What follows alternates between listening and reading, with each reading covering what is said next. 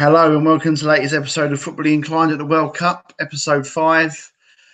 This podcast will probably be more of a wake than a podcast because we're doing it straight after the England semi-final loss. But as ever, I've got Michael with me. How do you, Mike? You all right? Yeah, not too bad. Disappointing evening, but you know what? A proud one as well. You're a lot more happier and sound. You sound a lot better than I do at the moment. So yeah, this is going to be a bit of an hard one to get through. Tissues at the ready, then. Yeah. So yeah, exactly. Yeah. I should also warn you that I'm 4 ciders in as well. So yeah. So I'm drinking one at the moment. So we'll get through it though. So we are talking after England lost 2-1 in the World Cup semi-final to Croatia. I was surprised we lost. Mainly because I was playing Football Manager last night, Mike, and during the 22 World Cup, England beat Croatia and then won the World Cup on the game. So, yeah. So it just shows you that Football Manager is exactly the same as real life, or not. Right, let's get into it then. Massively disappointed after taking the lead. Initial thoughts before we get into the game? Initial thoughts is that I thought England started off very brave in their attacking lineup. Obviously, knowing the threats of Rakitic and Modric, coming into this match, it was a question of the English high energy and forward movement up against the superior technical midfield of Croatia, and it's all about could England capitalise when they have the balls in those areas, put the chances away, because ultimately, when the game calms down, that midfield would come into play. And lo and behold, England did get their chances. They went ahead. Croatia came into the game. Their midfield started to run it. And then, obviously, their quality proved too much in the end. So, good performance by the boys. But one, I think, when I look back, I think tonight was about quality and taking your chances in those moments. This is the level we're operating at. You get those few chances in the game, you've got to take them. And Croatia took theirs, and credit to them, because they were just equally as brave in their formation as the English. Yeah, I mean, when we usually come out of tournaments, there's always something that goes against us, isn't it? You know, it's either the Maradona hand of God, or it's a penalty shootout, or it's a ref does us over, or Ronaldo does a wink. There's always or the Lampard over the line. You know, there's always something we can cling on to, can't we? But with this, it was, if I'm honest, probably the best team deserved to win it, or the best team over 120 minutes probably deserved to win it as well. I mean, we'll get into the goals. I agree with what you said as well. I think our plan was to go fast, go early, try and get 2 up, and then manage the game management over that as well. I think Southgate thought the longer it stayed like 1-1 or like it was on terms, the more chance they would have to win it. I think England had to go early and go out and basically bulldoze them. A little bit Liverpool style, a little bit the way Liverpool play when they go early, don't really go for it. No. And I thought we actually did that quite well. We got the early goal. We should talk about the goal before we do anything else. I mean, absolutely outstanding free kick from Trippier. Superb free kick. I just don't think any keeper gets that as well. He doesn't throw his hands in the air, but he's not getting that. No, that's a la Ronaldo. I mean, look at the height of was it Mandzukic and Lovren on the end of that wall. It was similar to the Ronaldo goal where you had Busquets and Piqué, and he's curled it round over a jumping wall. And what a free kick! If that had been Ronaldo, Messi, everyone would be creaming themselves. It was an absolute brilliant goal. No, it really was.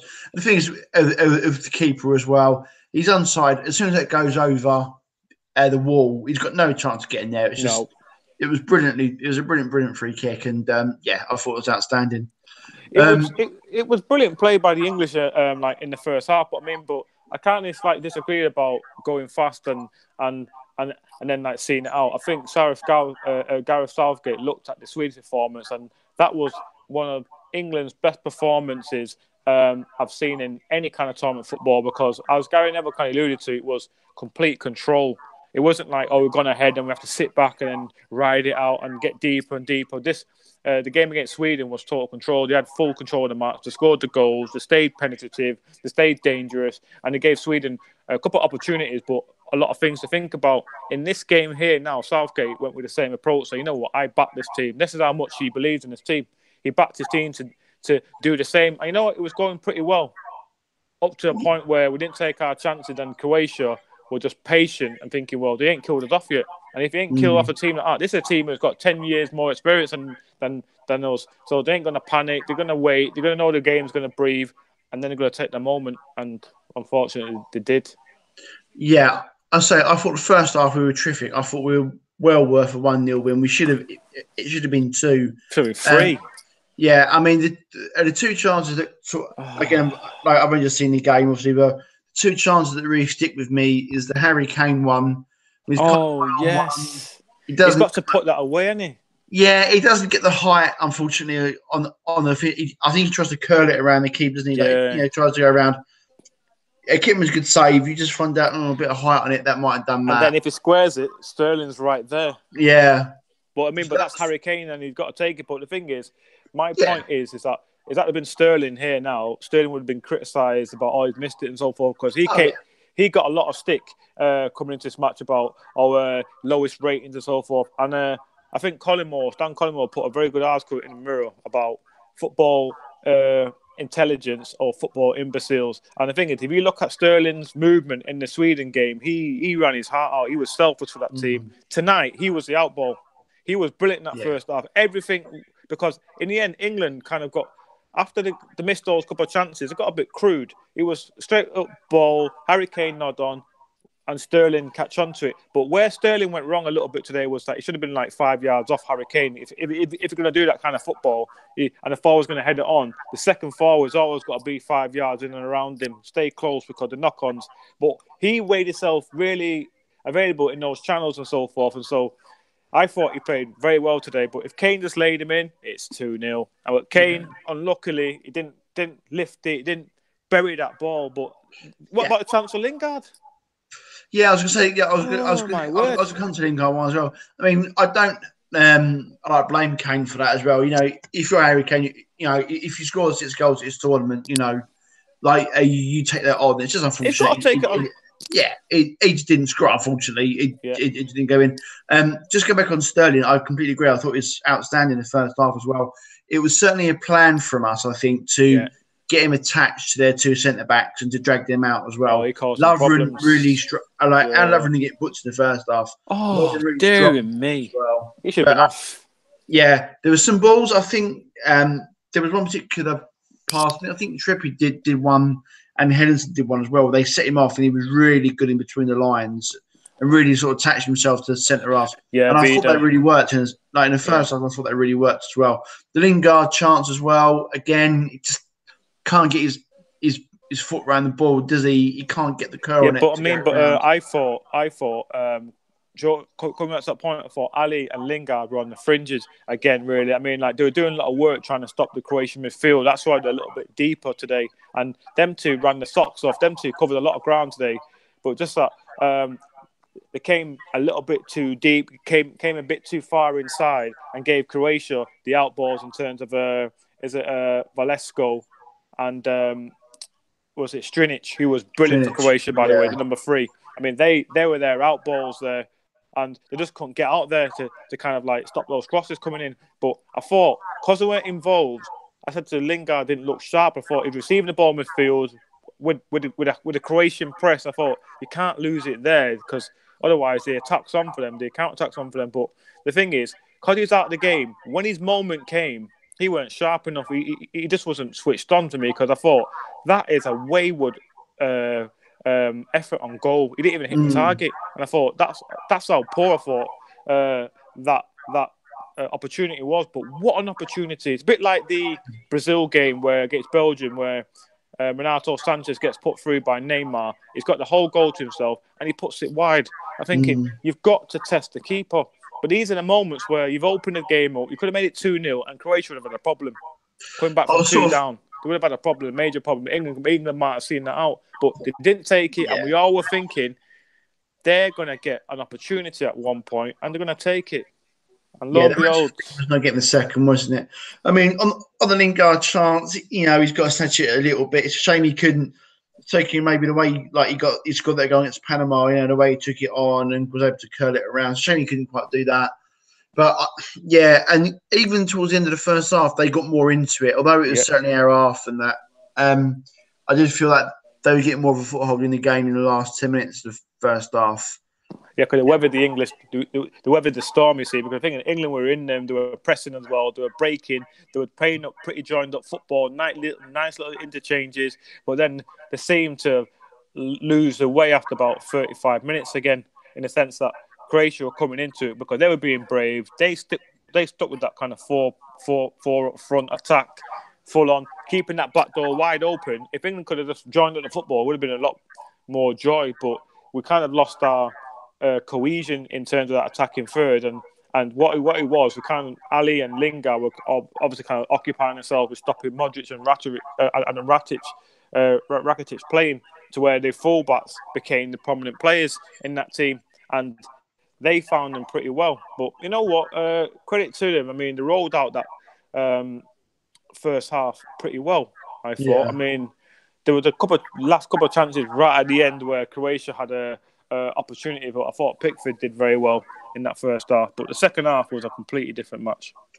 Yeah, I thought they I think the second half they were certainly the bets in the second half, particularly I think towards the second half of the second half as well. I thought what they did at half time was interesting as well. They put more into midfield, and I think they pressed us a lot as well. And I think this is the first game, think about when we've played, that we've ever been really properly pressed. I think Colombia tried it a little bit in the last 16. Sweden didn't really press us at all in that quarter final, but I thought Croatia were able to, and I think we struggled a bit when we were pressed. And I was a bit surprised with that, actually, considering how well that the defence have carried the ball out of defence, like Maguire and Stones and Walker carried it out. I was a bit surprised that we struggled with a press, but we did, and I think that was the big thing for me was they were able to press us, and because they pressed, I thought Kane got isolated, and I think kind of the structure we had, I thought Ali and Lingard were a bit too far away from each other, and in turn that also affected Sterling and Kane. And I thought they were all a bit too far away from each other. I think that's. Pressing did that. Yeah, definitely were because obviously like when Croatia applied that press at times, that back three were presented with like almost like a three up front from Croatia and then two high midfielders as well. So the thing is that back three lose that ball there, they've got five in and around that box, and the thing is that made Lingard have to tuck back in, Ali have to tuck back in, and then tuck narrow as well to stop the playmakers because every time.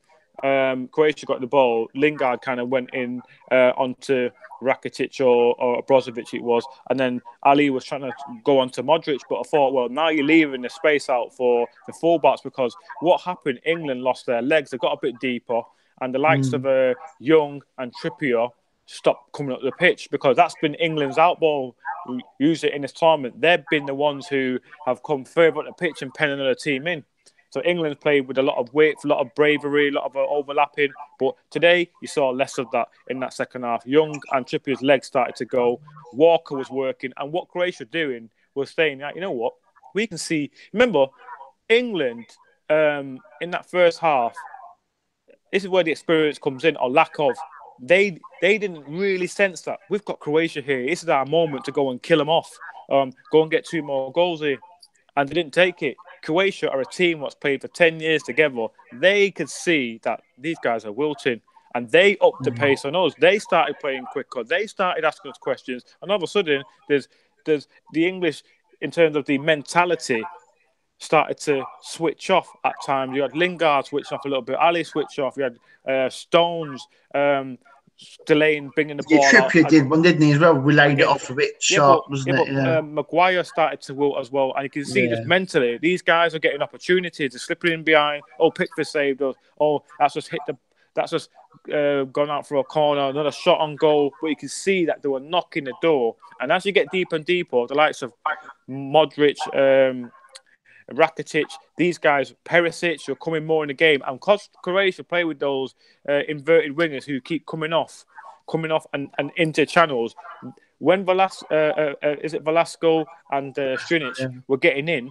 that ball wasn't aimed for Mandzukic. He's just the the person just to occupy that defence. Modric making that third run. It was all about hitting that winger on the far stick. And that's where England got done out because Perisic ran off inside of Walker. Walker went to clear it, but he didn't go to meet the ball. He just went to dive and let the ball come onto his head.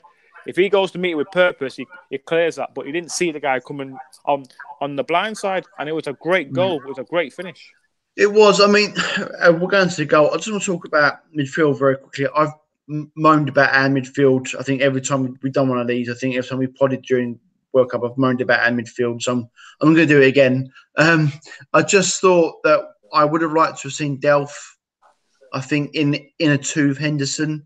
I think there was, particularly when they got ahead of steam in the second half, just before their equaliser, I did think they were overrun us a bit in midfield. And I know they did. I know Dyer come on for Henderson, but I would have, not because I didn't think any bad game or anything like that, but I would have took Ali off. I would have put Delph in the middle with Henderson as a two. Then I would have had Sterling, Rashford kind of like on, I like wide with Kane in the middle as well. The only thing with that is that because you do it, because you play like that, you are missing maybe someone to link up with Kane in the middle as well, which is a bit of a problem. So I think it's why Southgate didn't do it. But I would have liked to have seen Delph on personally as a two in that second half. Would it have made a difference? Maybe. I don't know. But you know what? Sometimes it's about, especially when it went 1-1, Croatia really started to put it on us. And I thought, right, okay, then where's our second chance going to come from? Where's our how do we gain control back of this match? And the thing is, right, it's about platforms. It's about negotiating your next 10 minutes. It's about getting a foothold, settling things down, leaders talking. I thought Henderson ran his heart out, but the thing is, right, but they'll just overrun again because the thing is, every time that attack broke down, Croatia got the ball, and these guys can pass. These are World Cup.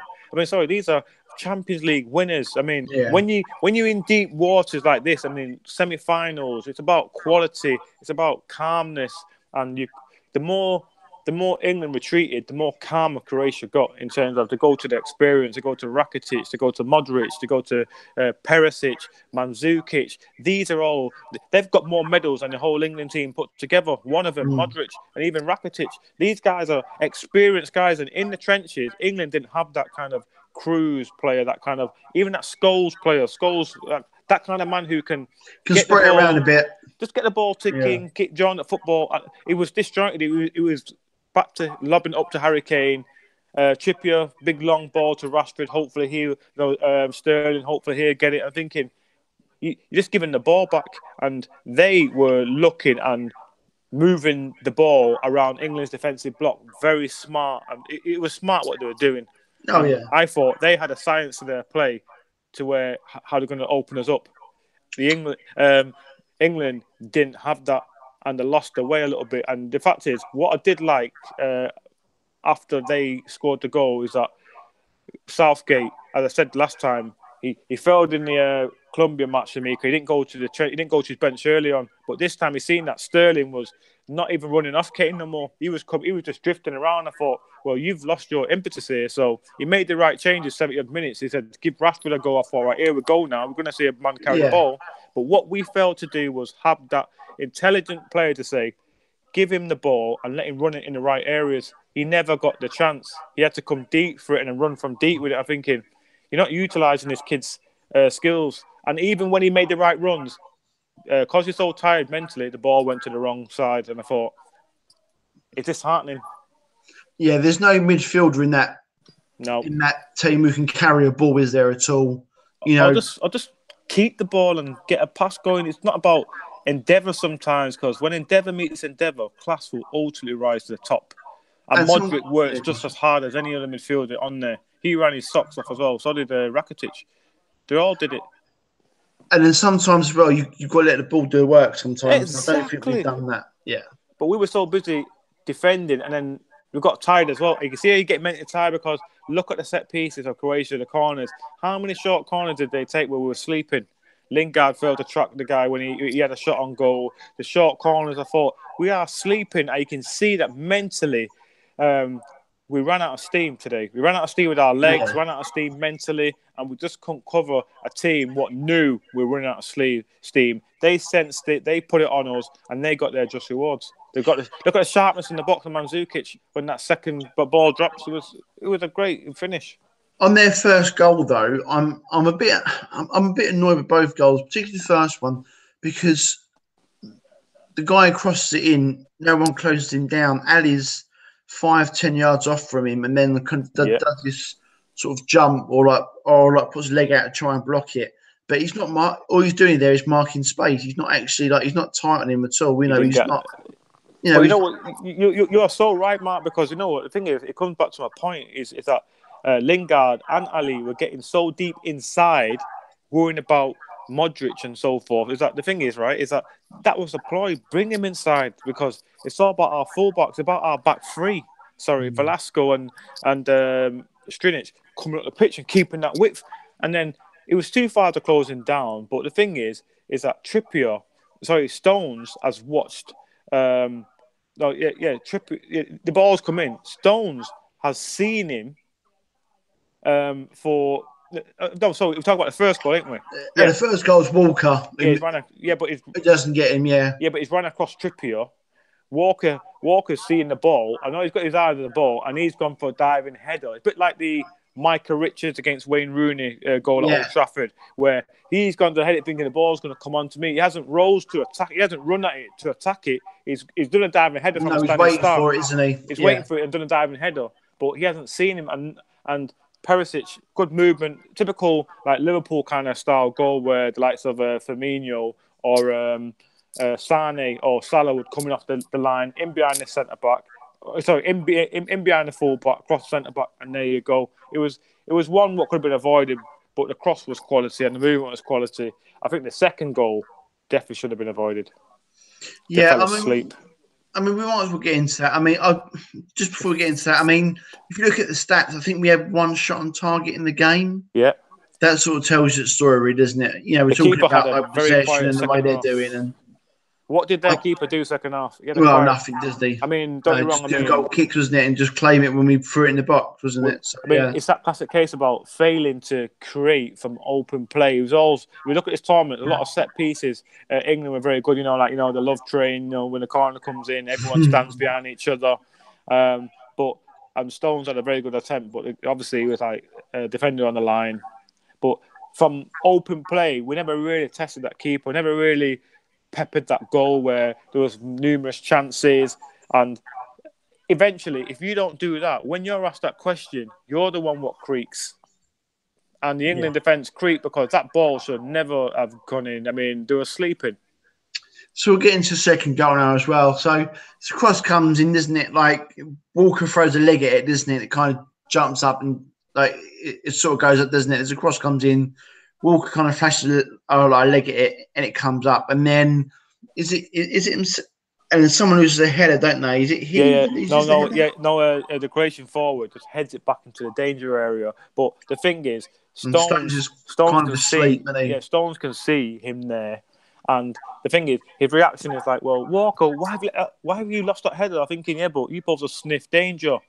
It's a World Cup final. Your concentration needs to be on for 95 minutes. You never go to sleep. This is what separates winners from losers. These are the fine details, that little bit of mental concentration.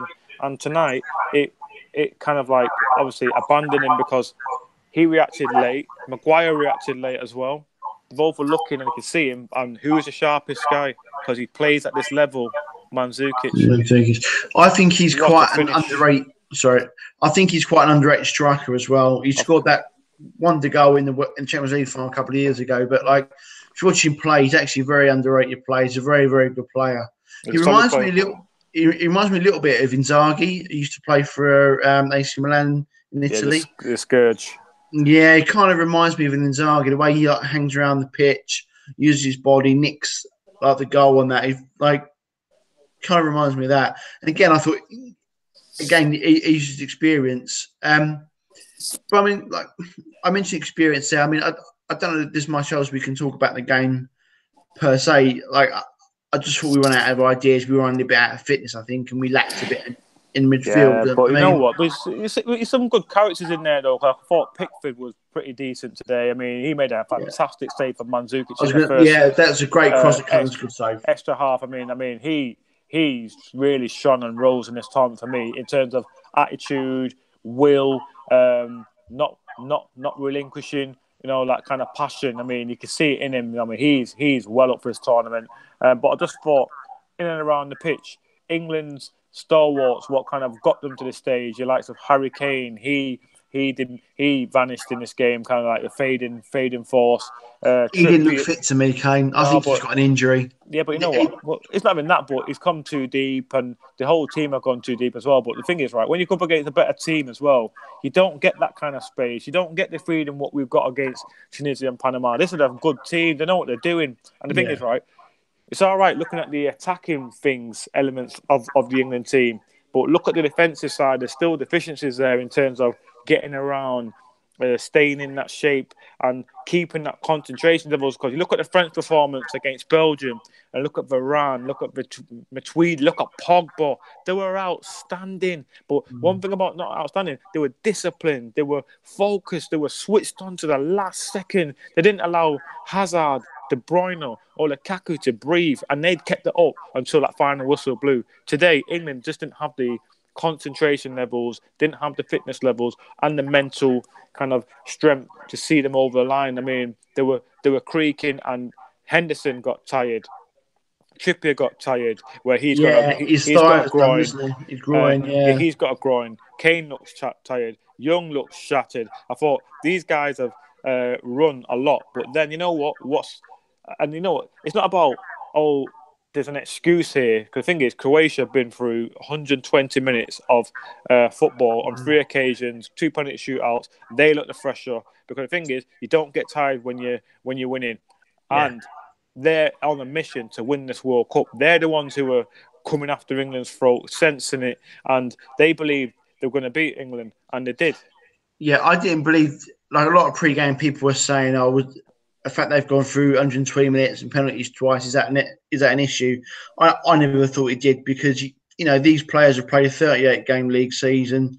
They've played Champions League finals, or they've played in Champions League. They've played cup games. They're extremely fit athletes. 220 minutes isn't really going to do it to them, really. No. So I never really bought on the fitness issue at all. It's a World Cup as well. The thing is, right, you only get one chance at it. The tournament's opened up very, very nicely in terms of the draw. You've got a very good chance. You know what? You've got 10 years experience over a young English side. Yeah, you have to navigate and overcome the challenges in the beginning. But if we can see out that period of danger from England, then you might start to come into the game and get a bit of glory. And Croatia, to the credit, they found a way again today. They found a way in every round here. And like I said, to come into this tournament, their expectation, because this is the best Croatian team assembled since like '98.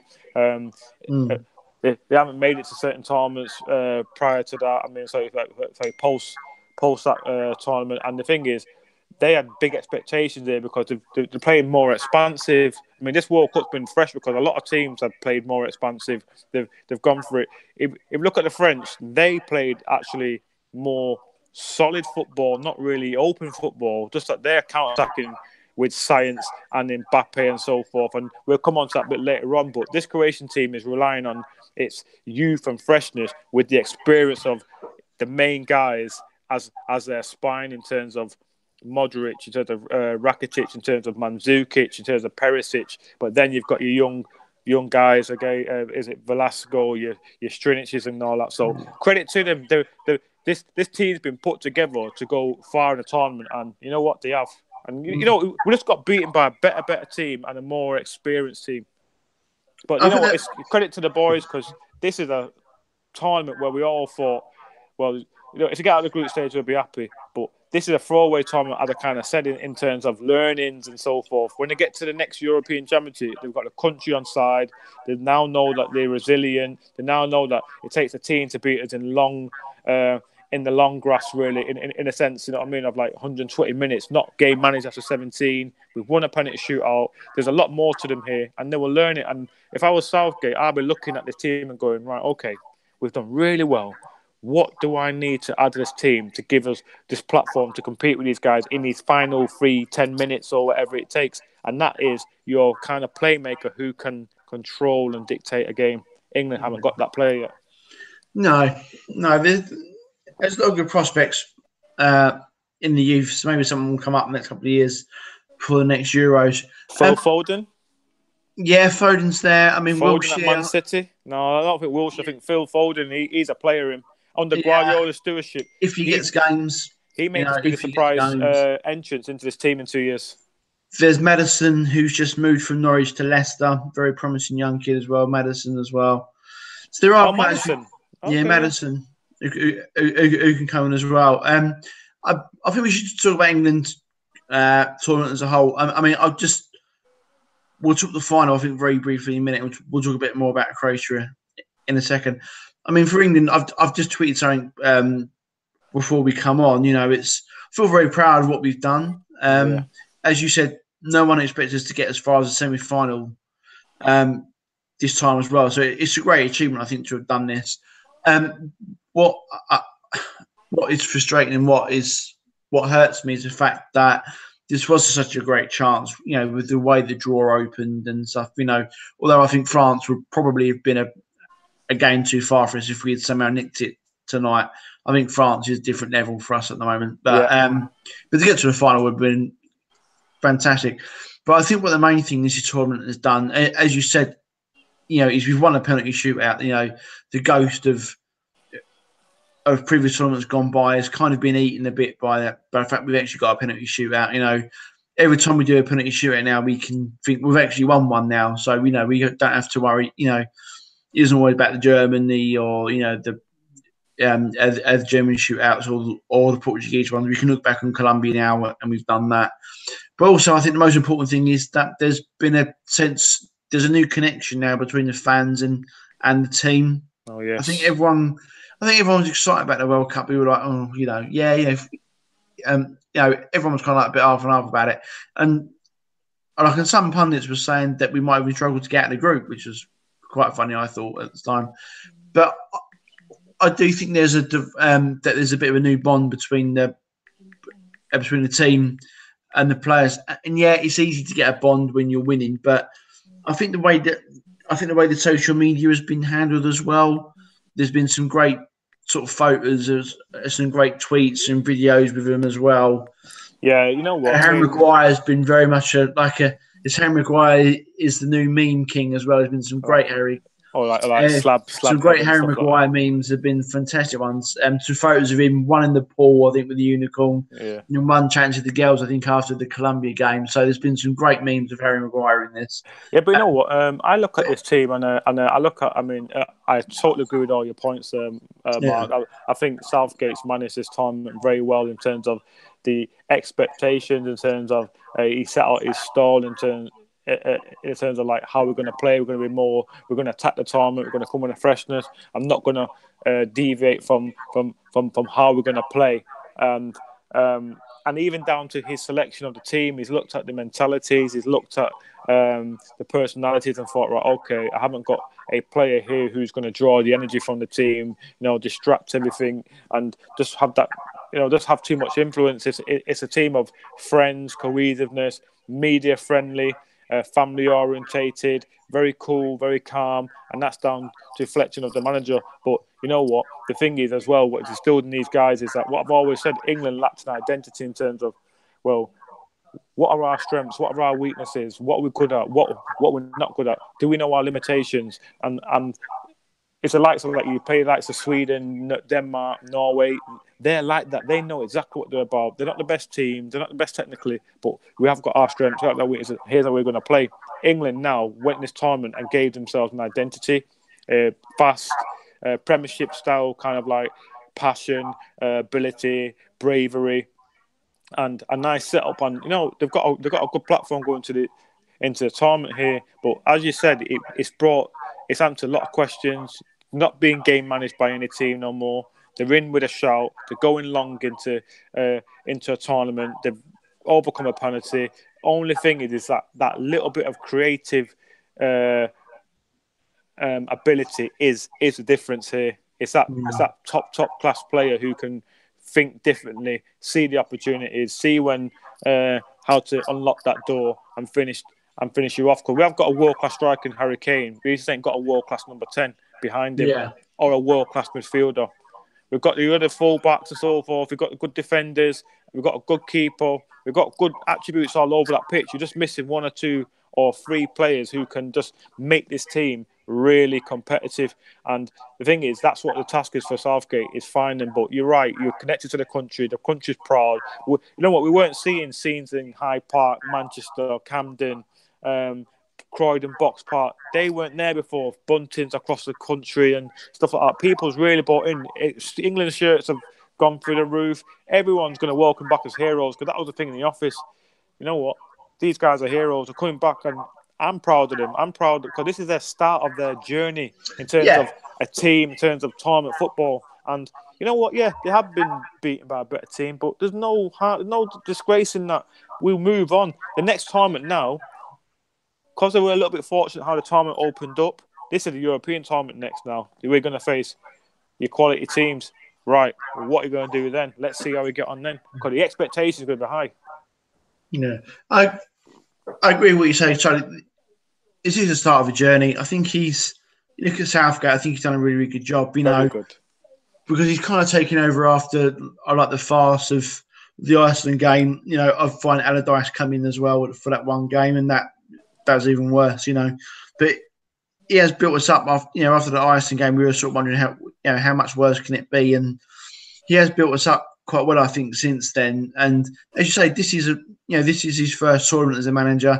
This is like this group's first tournament as well, and I think they can take a lot from this. Like, massive disappointment to that, of course, but there is a lot there to use, and they can use this experience now.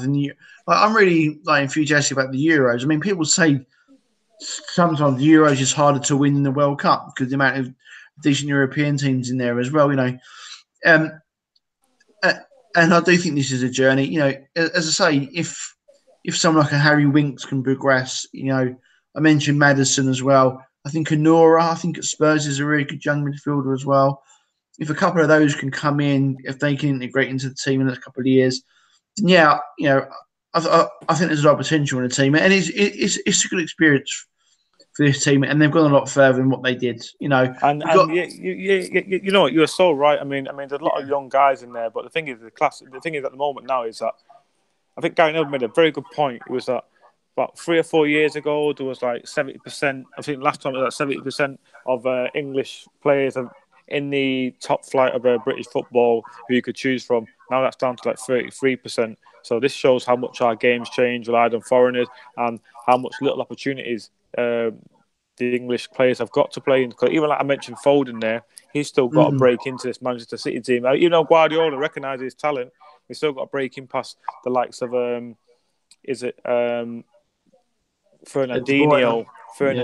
De Bruyne. There's and also, if we're going to talk, it doesn't also help him as well that they've just signed Mahrez for 60 million quid as well. Yeah, but he's going to go out wide. He's more of a winger, I know, but he's still midfield. With Guardiola, it's like he's got to start trusting Foden in there and saying, right, okay, then are you good enough to play in? I reckon he will get more first team outings, even if it's a substitute or like impact, whatever, to like kind of manage games, because he does believe in him, and I think his quality. If you look at the tournaments he's played in, obviously I think it's England under 18s or under 19s, and they won that tournament and they played very well. And Foden was one of the players of the tournament. So it's looking at these guys and saying, okay, can they get more experience? And then it's for Southgate to be brave and said, I'm going to bring you in this setup and put you in and around it. You know what I mean? Just so he can get the feel of it all, because it's all about building on these guys here now. These guys have had a good tournament together, keep them together, keep the nucleus together, and just add to it. And that's what the key is. But you know what? It's been a fantastic tournament for us. I mean, we've had some good highs and lows, but the minute they faced a better team today, they just couldn't find a way to get themselves out of it when their foot was on their throat to a certain degree. They couldn't get back up. The foot was on their chest. And this team pinned them in with intelligence. Yeah, and there's no disgrace in saying the best team won as well. As I say, I think they did. It is a shame, but you can't begrudge. I think Croatia winning that. If we nicked that, fantastic. But over the under 3 minutes, I think they deserved it. If we're honest, They did. So we'll just move on for a couple of bits as well. Do you have any interest in Belgium B versus England B on Saturday? No, because you know what? What happened now is that don't get me wrong. I mean, it's a game. You don't want to go out on a low because obviously this is a match you wanted to win tonight. So I can see that being a high scoring game. Likes to your Welbecks and all that will get a run out now because it's going to be such a trivial match. I mean, I know it's for the bragging right to say, yeah, we came third, but no one remembers third. No one remembers a third play playoffs. No one's bothered about Croatia came third in 1998. Who cares? No one cares about that. I don't care. I think it's all about just giving those guys a bit of a run out who had a match it. Yeah, I think for players like Trent Alexander, Welbeck, it'd be a great experience for him. The Welbeck, keepers, you Phil Jones, Gary Cahill, Butler, they should all get games. I'm particularly interested in that game because I've got Lukaku at 16-1 each way for top scorer in the World Cup. So I'm hoping that Kane's rested and Lukaku plays. But you made a good point there. So Kane might even play that right. But I mean, Kane might want to get on it, maybe as a sub, maybe just make sure he gets the goal. I've just got a feeling that this defeat is taking more out of us than what France took out of Belgium. I mean, it's a walking wound today. Yeah, Belgium. They're playing Saturday again. They've been in a long haul, and they're playing Saturday in the third place playoff. I think Belgium will beat England. Yeah, I can see a lot of we're certainly going to rest a lot of players in that. There's a lot of players who've your Kanes and Allies all deserve a rest. They've got a Premier League season to get started in 6 weeks. They're tired. Look at Lingard shattered. Look at Young tired. Trippier with a groin. Kane's shattered as well. You know what? Yeah. Give him a break. Yeah. Stick Vardy, stick Welbeck on. Let them have a game. Vardy, Welbeck, your Delphs, your Rolls, Loftus-Cheek. I mean, just change it. The thing is, right, third or fourth, there's no harm about it. You've gone out to the semi-final. This was the big one tonight. I won't worry about third or fourth place. You know what? They've had a great tournament. Just let other guys experience it, what it's about, because it's going to be such a low-key match anyway. And if Lukaku scores a couple and gets top scorer, that's fine as well. Lucky days. But you know what? But the thing is, what a final we have on Sunday. Yeah, it's what a final. I mean, my initial thought while watching the game, probably because I was through gritted teeth and begrudging them, is like France will destroy them. But but taking a reserve look at it, I do actually think if you look at this World Cup, if any team could frustrate France quite a lot, it's probably Croatia actually. I do think they've got the tools, like in midfield, as we've spoken about. I think where they could hurt Croatia as well. What I think is interesting to talk about in regards to the France lineup, when we did this, our first one, we talked about France, and they set up, as you said they would do, with Dembele, Griezmann and Mbappe as the three against Australia. And that didn't really work. And then Giroud has come in really to replace Dembele to kind of be like the battering ram for Mbappe and Griezmann. And that sort of worked for them, even though Giroud hasn't scored a goal or had a Giroud hasn't scored a goal or hasn't had a shot on target in 7.5 hours of playing in the World Cup, which is a great record for a striker. I think we can say Giroud has been the Emil Heskey for France this tournament as well. Yeah, it just looks a bit slow on the turn, hasn't he? Yeah, would you start Giroud in that game? Would you? Yes, I would. I mean, no. I think Deschamps has fallen out with Dembele a little bit. I think he's fallen out of favour in this World Cup. I don't think he's been impressed with his contribution at the moment. But the thing about the French at the moment, they came in with a bit of a legacy as well, just like Brazil. Brazil came in with a 7-1 defeat.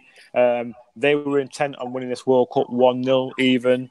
I mean, when they went ahead, they retreated back into their 10-man shape without the ball, hard to beat, don't concede, and we'll just counter-attack you. And the thing is about the French, I thought if they come to the party and open up on teams, they're going to rip teams apart because they've got too much movement. And the thing is, the only team that did that to was France. When they really kind of had to come back from behind, they opened up. They played against Argentina. Yeah, sorry, Argentina. They played Yeah. some fantastic football with Blaise Matuidi, who's been outstanding, by the way, because he's been the one breaking the lines. That interchange with Giroud into Griezmann, into Mbappe is always a weapon there. And they opened up on the Argies. But the thing what happened after that is that they got scared about playing Uruguay. Deschamps said, right, okay, we cannot allow this Uruguayan team, who are playing very high-tempo football and pressing teams and so forth, so we can't allow them to score. Otherwise, the French are fearing an Atletico Madrid type performance that they get the goal and they defend for their lives and sit in, and they're good at it. And we can't have them doing that. So what they did, they out Uruguay. They sat in their shape, nice and tight, everyone disciplined, and we'll wait for our moment. They got their set piece, they scored. All of a sudden, started to counter-attack them a little bit, but managed them very well. And then the game against Belgium, just shut them down. They didn't really go after Belgium's throat. Mbappe was the one who went after him. He's allowed to do that. But everyone else stayed in their shape. Pogba disciplined, Kante disciplined, Pavard, all these guys, Varane. Everyone done their jobs in the right areas, shut them down, close the space, and then you use that quality of outball in Mbappe and the joined up ability of Matuidi, who was brilliant as well. But this team is working collectively for each other, and I think if England would have got to the final, they would have been outsmarted by the French, because the French have just got the same amount of athletes, if not fitter, faster. But they've got a bit more quality in them as well, a lot more quality. And the thing is, they've come off the back of losing in their own tournament, but they got there. And if they played a bit more open, a bit more brave, they would have won that tournament. I think here now, they're making sure they don't lose it. And I think they'd be too smart for Croatia. Yeah, Deschamps quite a conservative manager as well, isn't he? He's very conservative. Defensive. Particularly look at the players that he's got, to play with, the way to play. I mean, Qatar, I think, and Hazard both gave interviews after the game last night. And incidentally, I thought that game last night, I thought it was a massive disappointment, that game last night. But I do think that France played really well in it. I think, I completely agree with what you said. They're able to stifle sort of Belgium, can play their game, nick it on a set piece. And I thought actually they managed that game really well. And also I thought the centre halves, I thought Varane and Umati for France were absolutely magnificent. I think their defence last night was their best defensive display by far, even better than Uruguay game as well. Yeah, Pogba brilliant. Kante brilliant. Umtiti brilliant. I mean, the thing is, don't get me wrong. I mean, France, once they got their goal, from then on they were dangerous. I mean, they're a counter-attacking team then, but they're solid as well. I mean, everyone. So they ain't got the ball. Everyone drops in behind the ball, but then they spring out with verve as well. So they're not exactly just boring, but they're very. Oh no, not at all. No, they're very, very solid, and it's a solid performance here with a bit of gloss and Mbappe. I mean, once on top of you, they will open up on you. Don't get me wrong, they will do that. But against this Croat team now, this Croat team are very susceptible at the back in terms of Vida and Lovren. They do leave gaps in there, and I think England tonight proved that if you move the ball quicker in those spaces, you'll get joy, and the French will get joy if they go ahead, or really go brave and play Mbappe in there, and let him be the penetrative kind of force, because you can see Sterling caused Vida and them problems and Lovren today. Mbappe is better than Sterling. He's miles better. I was going to say that. Yeah, he's quicker, he's faster, he's smarter. Giroud could be the battling ram for them, but then you got to be aware of Griezmann, who's smart and intelligent. Mbappe, who's quick and can break the lines quickly. Then you've got Matuidi. The French have got a lot of weapons in this team who can hurt you, as well as being solid in discipline of what Pogba has been outstanding, and Kante. Them two are really being selfless for this team. But Matuidi, Griezmann, Giroud and Mbappe is enough to overcome this Croat side. But don't get me wrong, the Croatians, you can't write them off in this match, because France, they wait for their moments. They're very patient. They wait for the moment. But the thing is, this Croatian team is going to come at them. Yeah, and they're patient. They wait for their moments as well. So it's going to be very interesting. Because for one, I don't think Croatia is going to get the space as they had against the English tonight. No. They won't get it. And I think the French are going to run out maybe 2-0 winners here this final. And this might be a bit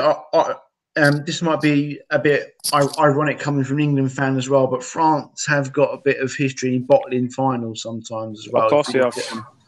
So there's, you look at the Euros. I mean, I think like if the Croatian manager's got any sense, and he has got a lot of sense, he'll get a videotape of that Euro 16 final and show them that before the final as well. So look, but when he said they got hit at bottling finals, I think they've only lost that the home Euro ones, haven't they? Because they won 98. The World Cup in 06. They won the Euros as well. Yeah, they lost the World Cup in 06, didn't they? Lost that to Italy. Oh, did Italy beat France in the final? Yeah, they did, didn't they? Yes. Yeah, when then Zidane. 2012 as well? No, it was 6, wasn't it? When Zidane did the headbutt. Yeah, Zidane did the headbutt. Yeah, but remember, right? France are going for doing a bit like a Spain, where they've won the World Cup, they've won the European Cup, and then they're going for the World Cup again. Yeah. And it was Italy who stopped them. So this was a very good French team who I mean, when it gets to final, 2010 as well, they didn't get out of the group, wasn't he? And they had like the immunity with the players. So yeah, it's sometimes not always humorous in the French camp. Yeah, but I think Deschamps has said, you know what, I've got more strength here to kind of see off teams who may stagnate us. But he's very conservative. He's being very solid. They're not playing the champagne football, which we all think the French are capable of. But if they're on top of it, then they will do. But I think they're just managing teams very well. They are the most solid team I've seen in this World Cup. I mean, I thought Brazil had a little bit, but Neymar drained their energy for me. I thought Belgium were very good, but France, the way the French dealt with Belgium said to me, yeah, they're going to win the World Cup. Yeah, I think Belgium was the only one who can give them the threat, and because of Hazard and De Bruyne, but they shut them down. They shut all of them down. And I thought, that's class. And they will shut any team down in this World Cup. And the thing is, we've only got one step left. They're going to win the World Cup, for me personally. Yeah. And so you said as well, they have got a couple of levels, I think, to go up as well. Like you referenced the Argentina game, like I thought that was interesting. When Argentina went 2-1 up in that game, I mean, we talked about that game a few episodes ago, but when Argentina went up in that game, I think it was after about an hour, it was 2-1 Argentina. And the question was, right, France, what have you got in reserve? Can you step it up? Can you go up? What can you do? And they just blasted that back. And that's when the shackles were taken off and they were able to kind of go a bit further on. I just think maybe they can do that in that Croatia game. If they need to go up a couple of levels, they can do it from the beginning, because the thing is, right, I mean, you looked at when Denmark and Russia flooded the midfield against Modric and Rakitic. You made them have to work, and they were out of the game for long spells and that. In those games, they looked tired, they looked laboured. They had to make changes, and I think from the outset, this French midfield, in terms of like Matuidi, in terms of Griezmann, will drop in there as well. Pogba will or Kante will come into there, and even down to the wing as well. I mean, they will condense that midfield, and it'd be just too energetic for the Croatians. So I think the French are going to be able to do it. Because it's Matuidi in there, Griezmann, Pogba. Kante, it's going to be too much for the Croats, because they're going to be on the back foot, especially Modric and Rakitic. They're going to have to be defending or trying to win the ball back. But then you've got to be aware of all else moves, because Croatia rely on these two to really dictate the game. France shut them two down. There is no dictation. It's you're being dictated to, and I think the France are going to see them off. I really do. Yeah, I'll tell someone to apologise to any Croatians who are listening. So we're miserable about you beating us, then we give you no chance in the final. No. Don't get me wrong. Croatia have been outstanding. I mean, this World Cup, their approach needs applauding in terms of their bravery. Sometimes they were playing 4-4-2. I'm like, in a World Cup, really? And then they went to 3-5-2. Went, you know what? This team has got bravery to go and press England like they did tonight, knowing that back door could be creaky. Credit to them. They've overcome and they've rolled it out, and the experience told in the end. Credit to them and good luck to them. Sorry. Go ahead. I thought the way they beat Argentina 3-0 so convincingly was really impressive in the group stage as well. It's a poor team. And as you sort of said, to go through 3 bouts of extra time in all the knockouts. So they've basically, they've gone through extra time 3 times. They've and 2 penalty shootouts and among them both. They've obviously got something. Yeah, they've got staying power. They've got belief. Fair play to them. To Yeah, get but all you through know what? that. But I am saying that France are going to win the World Cup because that's what I personally feel. But you know what? This World Cup has got surprises all over the place, Well, and yeah, it wouldn't be surprised. It would not be surprising if there's one last twist in this World Cup and Croatia somehow stifle the French and win it 1-0 with a Mandzukic goal. You know what? You're in a World Cup final. You might be outgunned sometimes. You might have all these prospects on your team, but we've seen it so many times. We saw France. We thought Portugal would get beat. Portugal beat them. We saw Portugal in their own tournament against Greece. Greece beat them. It can be done. We saw Brazil against France in the French World Cup. Ronaldo had an issue. You're looking at that team going, right, okay, French have got it on today, but they overcome. So it can be done in finals. Finals are very boring affairs sometimes and often won like 1-0. So we yeah, can't totally write off the Croats. You know what? They believe in their hearts that they've overcome 3 major obstacles, adversity, should have been out, and here they are in the final. They've got one more step. They're going to believe because they think it's going to go extra time if we stay together, stay collective. And the French will know that, yeah, we're going to be in for a game. So Sunday, like I said, what a final because there's quality all over the pitch. There's quality all over the pitch in this final. But I think the French have got too much. I think an early Croatian goal will make it very tasty. If they can nick at the first goal, that'll make Yeah, but you it know really what? good. There's just Great one fun. word, there's just one name who just stands head above for me, who's going to decide this final. That's Giroud. No. Killian. Yeah, he might get it, but the star, you know what, right? You look at the likes of Messi, you look at the likes of Ronaldo, these guys are going to disappear off the international scene soon because they're getting long in the tooth. They can't carry the teams too often. And I've always said, in the world, who's going to stand up and take the mantle? Who's going to be the next player? And I think Mbappe is showing that I'm going to be this man. Not Neymar. Mbappe is the exciting guy in this team. And he's your go-to man for France. Before it used to be Griezmann, but it's Mbappe. Mbappe is absolute class. And in terms of leadership, Paul Pogba. Yeah, How he's grown in this tournament is immense. He's been outstanding. I mean, I'll just say very quick. Outstanding. I'll just say very quickly that flick that Mbappe did last night to put Giroud through was exquisite. I thought it was lovely, wasn't it? It was really great. But it's just the awareness. It's the awareness of knowing he was there. I mean, we'll talk Pogba very quickly as well. I mean, you know him probably a lot better than I do, obviously, because you're a United fan as well. I mean, what I found interesting about him is that I think he has a lot of pressure at United because of the fee that was paid for him. Yes. I think and we've spoken about this before, off pods. I think the thing about him is that unless he goes past 3 players and sticks it in the top corner, everyone has a go at him and says he hasn't done very well. He doesn't do enough as well. He's not consistent as well. I think you're right. I think what he's done actually, which I didn't think he could do, he's been very calming in this World Cup. He hasn't been the superstar. He hasn't been like he's not caught the headlines like Mbappe has, for example. But he's just sat there with Kante, hasn't he? He's just kind of very quietly controlled midfield, been available, done really well. That sounds a cliche. He's been very mature, I think, in this World Cup. But you know, right? People got this false impression of Paul Pogba by looking at Juventus and looking at his flashing goals and how could he not doing that for United? And they got the false impression that he dictated games, that he always had the influence and he should be controlling matches. Thinking, but he was part of the Juventus team where Pirlo controlled the game. We had Marquisio and Vidal around him, and he had a bit of a license and freedom. But in the French setup and sometimes the United setup is that, you know what, he's got brilliant awareness in terms of like passes. He can bring people in. He can be inventive. It can, especially when he opens his feet, he can carry the ball. He's one of the most dynamic midfielders in terms of strength and ability and technical ability as well. But in this French team, and the difference in the United team is that sometimes the United team is a bit laboured. He won't get himself around. I'm thinking you've got the physicality to get around and dominate this game. Not in the sense of having to score goals, but you can dominate the match. You can dictate the flow of it. And what you're seeing here with France is that he's dictating the games. He's making the right connections. Right? He's doing the simple things well, not doing it not doing tricks in dangerous areas and losing possession.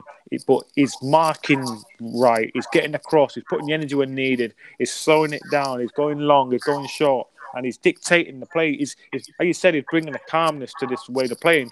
And what helps, you've got Mbappe and you've got Matuidi. So he's got a complementary midfield around him. But also he's doing his work simply right. He's doing the right things. And this is where he's matured for me. And he's a leader. He's a natural-born leader in this team. Because if you speak to all the other French players, they're all talking about he's a leader. And I don't think he gets the credit. Even at United, he gets a lot. He should get more credit for what he does. But because he plays in a flat two sometimes with Nemanja Matic, that may be too much for him. Because you're asking him to now do everything. Be forward, score goals, keep the back door open. You're asking to be a box-to-box now, man. And I'm thinking Pogba's not your box-to-box player. I think he's a bit more than that. I think he's a dictator of the game. And you know what? If he wins that World Cup, that 89 million is a steal. It's an absolute steal because if you watch this World Cup now, you'll be like, I want Pogba in your team. Now United's got him for 89 million. United got to hold on to him because that's a £150 million player. Yeah, I mean, we should also talk about Kante as well. I mean, God, I don't know what player. I mean, I really don't think there's anything that we can say has been said about him already. There's three of him. He's just like, I think he's absolutely magnificent player. Again, the way he covers the ground, the way he tackles, the way he plugs holes. Again, everyone knows this. We're not saying anything that anyone doesn't know anyway as well. But again, we talk about Pogba maturing in this. I just think again, Kante's just been class. The guy, I just don't know where he gets his energy from. He just does not stop every game. You think about the games that he's played in the last few years. He's played all of Leicester's games. Yeah. He played all Chelsea's winning title win from 2 years ago. Played all the games this year. He's played all the World Cup, all the Euro games. He's never injured, or he's probably had knocks and been injured for a couple of weeks, but for what he does, but the thing about this kid, midfielder. Think about this kid is that the fact is he can turn defense into attack quite quickly because when he gets the ball, he doesn't just lay it off simply like your Pogba sometimes, but he can actually carry the ball up 30 yards, 40 yards and put energy and pace into the attack. So he can turn that transition from defense to attack very quick. That's what I like about him. But you know what, right? I just think it's the coming of age of quite a few of these French players. I mean, who's all showed his potential. Kante's been a revelation. Even in the Euros, even in this World Cup, he's kicked on. Is outstanding. I think Pogba as well. And you mentioned earlier on Varane, who's always had a couple of mistakes in him at Madrid. Always had a couple of injuries as well, so which has been unfortunate. But this season, he's been playing as the first choice centre back alongside Ramos for Madrid. He's had a lot of games. He's won the Champions League. He's coming to this now. He's a main man, and his sharpness, his energy, his mix of game. He can be aggressive with you. He can be athletic with you. He can go inside. He can do everything. He's good in the air. I think you know what, the French have got a good spine here. This could be their period of dominance. Yeah. I'm telling you that now because now look at the bench. The bench is ridiculous. But you know what? I know we're moving off England here somewhat, and we are previewing the World Cup final. But I think that's fun. I think if France get over the line, then my word, I think the Euros, they will definitely start as favourites. Well, I mean, take some teams to overcome them. Yeah, that France. Without going too much into again, look at the players who didn't make this tournament. There's no Payet here. There's no Martial. There's no Lacazette. There's no Coman. There's no Benzema. No Benzema. There's so many players who didn't make it. It's scary, really. Yeah. Right. I think we should probably leave it there as well. I think we've especially saying Croatia. Sorry, Croatia, you might beat us tonight, but you've got no chance. Yeah, I think the French 2-0. Yeah. So if you listen to this now, make sure you put all your money in Croatia after me and Mike just said it's France all the way. Yeah, so exactly. Black it all on Croatia anyway. So yeah. But you know what, Mark? It's coming to an end. I know. What a World Cup we've had. Is it 52 matches now? We've got 2 left. It's not been a bad World Cup. It's been a fantastic World Cup. I mean, we'll maybe try and do this on Sunday after the final. I think it's all right to do this now. But favourite goal with the World Cup, if you on the spot. Oh, probably Pavard. Oh, you bastard. That's mine as well. Yeah, that's me. Yeah. It's just that it was just the. I mean, don't get me wrong. I thought Di Maria's was brilliant and Nacho as well. But I'm just thinking it's the timing of the strike. They were 2-1 down, and that just lifted the French. It was a brilliant goal. I love the technique and the way the technique in getting over that ball and the way it curls in. There's some great shots. And it's a celebration as well because you know, right? It was the first knockout match, and we all thought, my word, we are in for a treat if it's like this. 2-1 down, Pavard, and if Marco Tardelli kind of celebration, I thought just encapsulated, and the subs jumped on him and said, "Here we go, the World Cup's underway." What a goal! I think that's the best goal of the World Cup. Honourable mentions to the Spanish right back against Nacho against Portugal.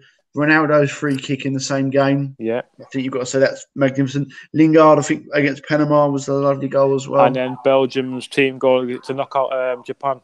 Yeah. The fourth team one. goal was lovely as well. And you know what? De Bruyne, Brazil. Yes, that was a lovely goal as well. We haven't spoken a lot about that game because obviously we haven't podded as well. I was impressed with Belgium. I thought that was their best game. It was, I mean... completely... outsmarted the Brazilians. Yeah. I mean, outsmarted them in the first half, but I thought Brazil, when you come with an approach of conservatism, then you know what? When you're trying to turn it on, it may be too late. And they allowed Belgium to get 2 up before they really asked them a question. And don't get me wrong, I thought Brazil could turn that around in that second half, should they have taken their chances. But you know what? Fortune favours the brave in this World Cup. Yeah. Fortune favours the brave. And I think tonight, Croatia were brave. They're through. If France are not brave in that final, they could find themselves losing a consecutive major final if they're not careful. They've got to go for it because you know what? They've got the tools, they've got the solidity, and really and truly, you can't see them losing. But if they have this conservative approach, they might get the pockets picked. Yeah, it's happened before; it can happen again.